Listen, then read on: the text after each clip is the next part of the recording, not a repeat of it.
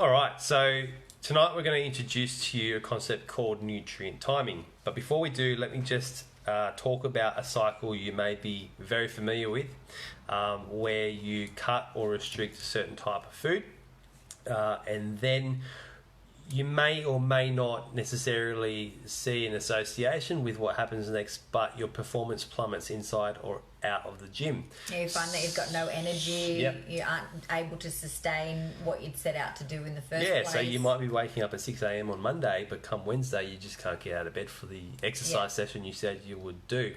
Or, you know, you're getting halfway through the day and you just don't have any patience for your little nipper at your feet. Yep, angry, irritated, moody. Yep. So what then tends to happen is you start to obsess over what you've cut out, and that then leads to binging, snacking, picking on that food, which in essence is that whole quick fix mentality, that diet mindset, that whole cycle that you end up going through. Even obsessing over that actual goal that you set out to achieve too. Start obsessing about that and jumping on the scales every second or every day going, well, I cut this out, why haven't I lost any weight? That kind of thing. Yep. But, you know, I know plenty of mums that think that they have to cut out, for an example, bread. They know that they need to lose weight, so they think, oh, okay, I've heard that bread is bad, bread is the devil. They've done it in the past. Or they've done it in the past, so it's worked for me before, so I need to lose this weight really, really quickly. It's gotten out of hand, so let's just cut out the bread again. Yeah. And, you know, you may lose that 10 kilos and people are going, you're looking great, wow, really awesome, well done. But the reality is you can't continue to cut out bread for the rest of your life. Yeah. Or you even start to think about that and then you think, all I can think about is eating bread. Like, At that's some taboo point, now.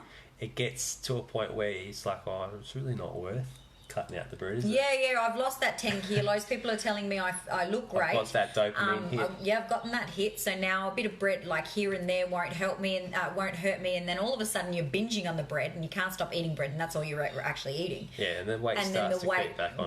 The weight creeps back on, and then suddenly you're all back in the same position again. Yeah. So whilst you may have succeeded in losing the weight, you haven't successfully kept it off. And I suppose our whole methodology is why losing that 10 same kilos and gain it back again. Like, you don't want to go through that effort of losing something and then regaining it. Yeah, and why having to cut something out in your life that, you know, you're not going to be able to sustainably keep out for the rest of your life. So how about we do it in a way that you can still have your foods, but strategically placed. So this is where the patience has to come in, because obviously it will be slower. Yep. And, you know, we all know slow weight loss is the best weight loss, but we are impatient as a society. As a society, we want things now and yesterday.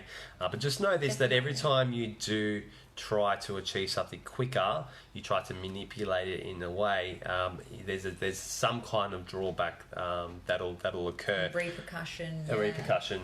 So moving forward, if we're going to start exercising less, as per the last video, then what we need to do is we need to maximize every single minute we spend in the gym. We've done that firstly by starting to use structured resistance exercise. That's building muscle mass, that's going to increase our metabolisms, and it's going to burn fat. Burn while you're sitting down on your bum. Yep.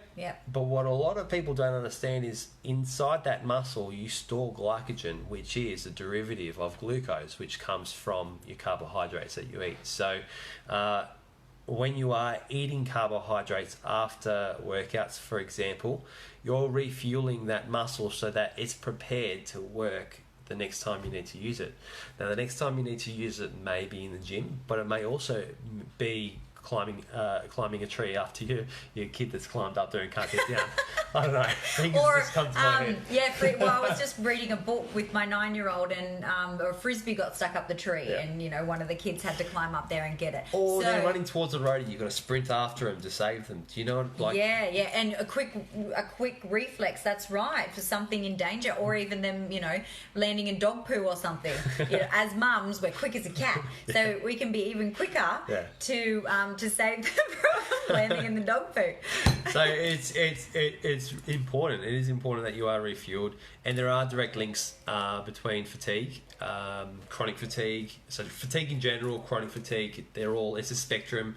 Mama's fatigue. Yeah, mama's fatigue. There's a clear link between how much glycogen you have stored in your body and that feeling of tiredness, that feeling of haziness, craving carbohydrates. Yeah.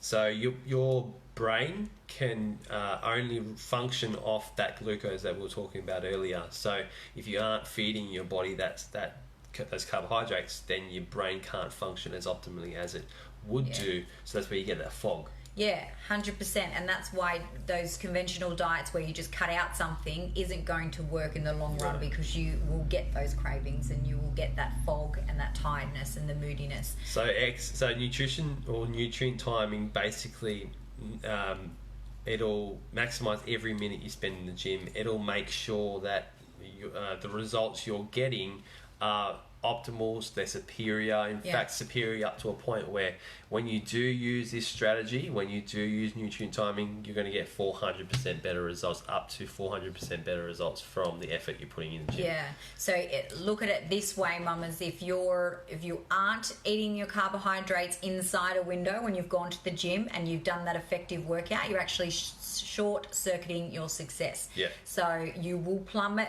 and you won't get the results that you are actually after. Whereas if you do use this strategically and have your carbohydrates in your window or your metabolic timing, then you will actually utilize them in the right way. Yeah. And it'll benefit you. Can you relate on after you've had a workout and you get those endorphins and you feel on top of the world, you're going to feel that's going to last because you've replaced those stores that you've utilized. Yeah. And it's going to channel all to the right places. Yeah. Rather than storing as fat if you would eat them outside the window. Yeah. I'm going to give you some examples from my clients. You would have seen these ladies on a slideshow previously. One of them she's a mum of two. She loves raisin toast. And instead of feeling guilty about eating raisin toast, I just said to her, well, put it in your window. So use your metabolic timing. So whenever she got a chance to, it actually motivated her to get to the gym and do an effective workout.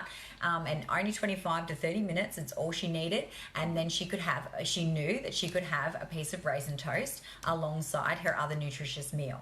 Yeah. And so that just works all round, doesn't it? Because it motivates you to work out. Reward. Yeah, it's a reward, and it's going to be utilised in a good way. It's not, you don't have to feel guilty about it. You can eat it and be happy about it. Yeah. Another mama that I've worked with, she enjoyed pizza. So she started to make homemade pizza every time she worked out. And, for her, that was it. That was her reward. Yeah. And she felt like she wasn't missing out on anything, and she was getting results at the same time. So the problem with eating carbs doesn't come from, I suppose, the carb itself. It's how frequently you have it and how much of a staple that it is. So by utilising this strategy, you're giving it a home, you're giving that food a place to live, and you can then measure it.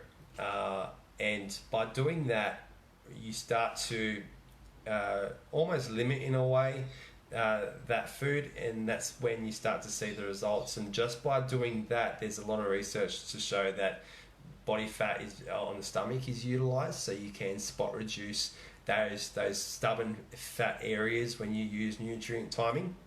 There's a host of benefits, and as Megan was saying earlier, when you have worked out, blood's rushing around your body so fast that all these cells are open, and your body is uptaking all of that nutrients, and it's not that's getting the opportunity to really absorb all the nutrients. Exactly. Because we're not fans of cutting things out or restricting. Food's there for a reason. Yeah. We just need to use it better, and we need to move our bodies to be able to use it better. Exactly. So the nutrients are going to the cells. And it's doing what it's intended to do, rather than eating it, sitting on your butt, and it just being stored as fat. And that's how you shift your metabolism. When you sit on your butt, you eat your high energy stuff, and your body's getting it, and it's like, oh, what do I do with it? Yeah, exactly. So like a kid with candy, and they buzz around like they're on crack or cocaine or something. Yeah, exactly. Like we all go through that whole phase where we become independent. We have our own money. We can go and buy stuff from the shops that we weren't allowed to when we were kids, and our parents were saying that's right. And suddenly it becomes a habit, and it spirals out of control. Yeah. Time. So this now is giving you your own power to make that choice. You can still enjoy those foods, but earn it first. So here's an action task. Take one of those Fit Mum ice workouts. Yeah. Go and do that workout. Do that in the park, in the backyard, or in your house with your kids. And then post a photo with your favourite carbohydrate that you had afterwards. Yeah. Okay, great. Let's leave it there. Yeah. Okay. Bye, mamas. Thanks. Talk Bye. soon.